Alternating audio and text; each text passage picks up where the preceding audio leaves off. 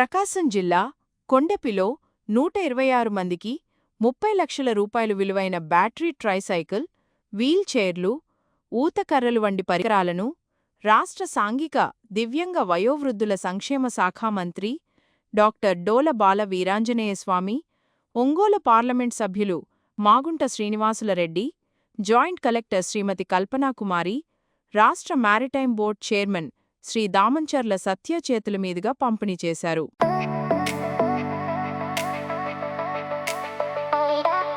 వారికి మంచి నాణ్యమైన వాళ్ళకి విద్య జరగాలనే ఉద్దేశంతో చర్యలు ఇస్తున్నాం. మీకు ఇంకో విషయం తెలియజేయాలి. రాష్ట్ర వ్యాప్తంగా 290 మంది డిసేబుల్డ్ బ్యాక్లాగ్ ఉద్యోగాలకి భర్తీ చేస్తున్నాం. నోటిఫికేషన్ ఇవ్వడం జరిగింది. ప్రాసెస్ జరుగుతూ ఉంది.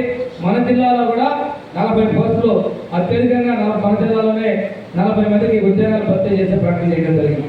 ప్రాసెసింగ్లో ఉంది.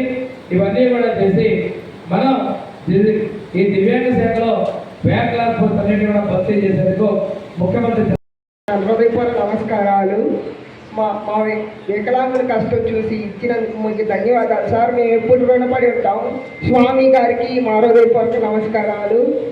సత్యాన్నకి నా హృదయపూర్వక నమస్కారాలు.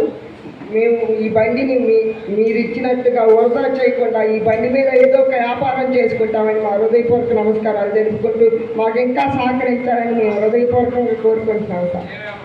చిల్లర కొట్టు సార్, చిల్లర కొట్టు.